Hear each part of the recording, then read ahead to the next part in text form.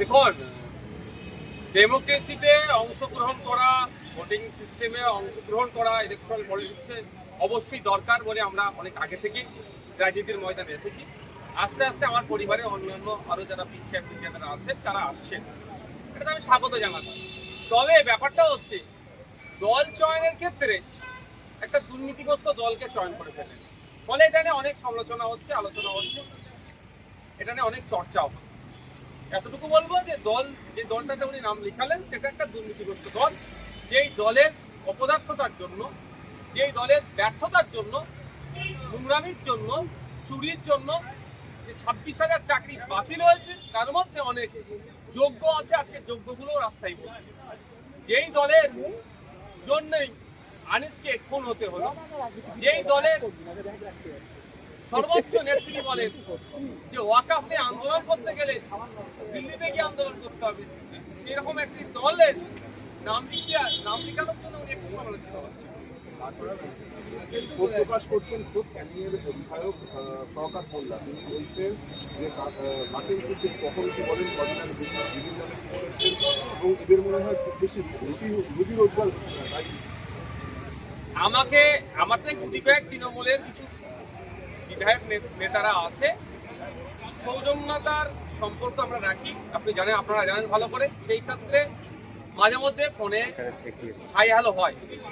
গতকালকে আমাকে এইরকম বেশ কয়েকজন ফোন করে তারা ক্ষোভের সাথেই বলছিলেন যে আমরা এতদিন দল করছি, এত স্যাক্রিফাইস করছি, হঠাৎ করে কেউ আসলো তাকে দলের এত বড় পদে বসিয়ে দিল, এটা কি গণতন্ত্র? আমি তাকে উল্টে জিজ্ঞাসা করেছিলাম একটা কথা, তারাই কথা বলে রাখি। শওকত মোল্লা সাহেবও খুব প্রকাশ করছে যে শওকত মোল্লা সাহেব বড় পদ পাওয়ার জন্য ক্যানিংয়ের নিরীহ মানুষের উপর অত্যাচার শুধু নয়, ভাঙড়ের মানুষের উপর অত্যাচার, মিথ্যা কেস এবং আমাকে ক্রমাগত ভাষাগত আক্রমণ করে যাচ্ছে, সেও পদ পেল না। তবে গতকালকে যখন তৃণমূলের কয়েকজন নেতা আমাকে ফোন করেছিলেন, আমি তাদেরকে জিজ্ঞাসা করলাম, দাদা আপনাদের দলের জেনারেল সেক্রেটারি কতজন? তিনি আমাকে অকপটে উত্তর দিলেন, দাদা এটা আমার পক্ষে বলা সম্ভব নয়, কারণ কখন কাকে বসিয়ে দেওয়া বোঝা মুশকিল। তারপর অনেক ভাবনা চিন্তা করে দেখলাম এই প্রশ্নটা যদি মমতা ব্যানার্জিকে করি, এই প্রশ্নটা যদি সুব্রত বক্সী মহাশয়কে করি যে স্যার আপনাদের দলের মোট জেনারেল সেক্রেটারির সংখ্যা কত, উনি আমার মনে হয় 5 মিনিট মাথা চুলকাবে, তারপরে হয়তো এক্সাক্ট সংখ্যাটাও বলতে পারবেন না। মানে যাকে মনে হয় সকাল সন্ধ্যে ধরে বসিয়ে থাকে, একটা পোস্ট, বাকি সব ল্যাম্প পোস্ট। শওকত মোল্লা সাহেবের এখন অস্থিরতা বাড়বে, কারণ যে কাসেম ভাই সাহেবের সম্পর্কে, ভাইজান সম্পর্কে শওকত মোল্লা এতদিন আক্রমণ করেছে, বাই ডিফল্ট ডেজিগনেশন অনুযায়ী কাসেম ভাইজান শওকত মোল্লার অনেক ওপরে বসছে, কাসেম ভাইজানকে এখন ভাইজান সম্বোধন করতে হবে, ফলে ওনার একটু ফাটবেই।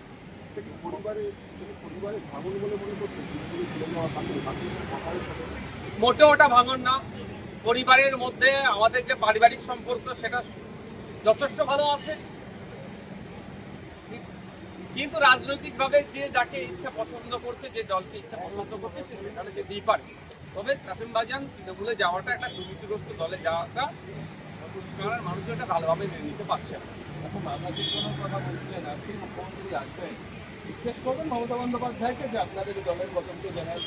দেখুন, ওটা তো একটা রাজনৈতিক কোশ্চেন, আর এখানে মুখ্যমন্ত্রী হিসাবে আসছেন, তিনি দলের প্রধান হিসাবে আসলে তাকে এই কথাটা আমি নিশ্চিতভাবে সুযোগ পেলে জিজ্ঞাসা করতাম। তবে এখানে সুযোগ পেলেও আমি সে কথা জিজ্ঞাসা করবো না, কারণ এটা একজন মুখ্যমন্ত্রী হিসাবে আজকে বিধানসভায় আসছে। কোনো সময় যদি নবান্নে যাওয়ার সুযোগ হয়ে যায়, যদি হয়, তাহলে ওখানে গিয়ে যদি সময় পাই তাহলে জিজ্ঞাসা করবো।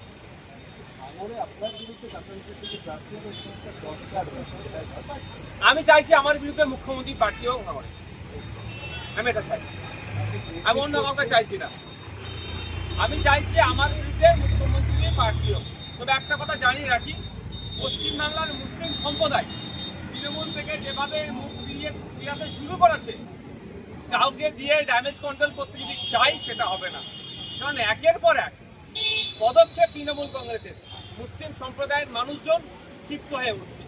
মুসলিম তোষণের নামে মুসলমানদের শোষণ করা হচ্ছে পশ্চিমবাংলায় বিজেপির সহযোগিতা নিয়ে, শুভেন্দু অধিকারীর সহযোগিতা নিয়ে মমতা ব্যানার্জির সরকার মুসলমানদের উপরে আক্রমণ চালিয়ে যাচ্ছে।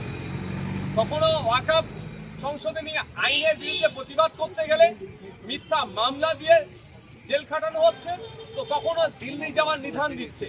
ফলে পশ্চিমবাংলার মুসলমানরা তৃণমূল কংগ্রেসের কাছ থেকে মুখ ফিরিয়ে নিচ্ছে। কাউকে নিয়ে এসে যদি মনে করে এই ভাঙাবাদ জোড়া লাগাবার চেষ্টা হচ্ছে, সেটা বিদ্যা হবে।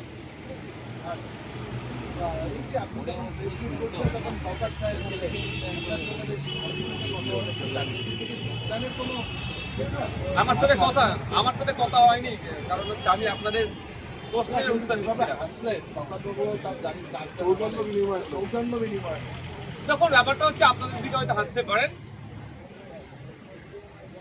এখন শওকত সাহেবও নিজে ভাবছেন যে এতদিন নওশাদ সিদ্দিকী সাহেবের পেছন মানে তাকে ডিস্টার্ব করে তার কর্মীদের নামে মিথ্যা মামলা দিয়ে, তার নামে মিথ্যা মামলা দিয়ে, শুধু তাই নয়, ভাঙড় ডিভিশনের একাধিক থানার অফিসারদেরকে তৃণমূল কংগ্রেসের রাজনৈতিক মঞ্চে বসিয়ে দিতে পেরেছিল যে শওকত সাহেব, সেই শওকত সাহেব এখন ভাবছে তাকে আবার শাসন করবে কাসেম সিদ্দিকী ভাইজান। ওই জন্যই হয়তো হাসিটা দুঃখের হাসি আসছে না সুখের হাসি আসছে, তাকে জিজ্ঞাসা করুন আপনারা। আপনি খুশি কাসেম সিদ্দিকী তৃণমূল কংগ্রেসে যোগদান? দেখুন, একটা অন্য রাজনীতি দলে গেছে, আমি তৃণমূলের কংগ্রেসের চরম বিরোধী, বিজেপি চরম বিরোধী, খুশি হওয়ার প্রশ্ন আসবে কেন? তবে হ্যাঁ, রাজনৈতিকভাবে আমি তাকে স্বাগত জানাবো, রাজনৈতিক ময়দানে রাজনৈতিকভাবে মোকাবেলা করার জন্য। এরপরে কাশ্মীর কথা হয়েছিল আপনার? না, আমার হয়ে ফুরফুরা শরীফের পীরজাদারা রাজনীতি আছে, এটা কি খুব ভালো সংকেত নাকি অন্য কোনো সংকেত? অসুবিধা কোথায়?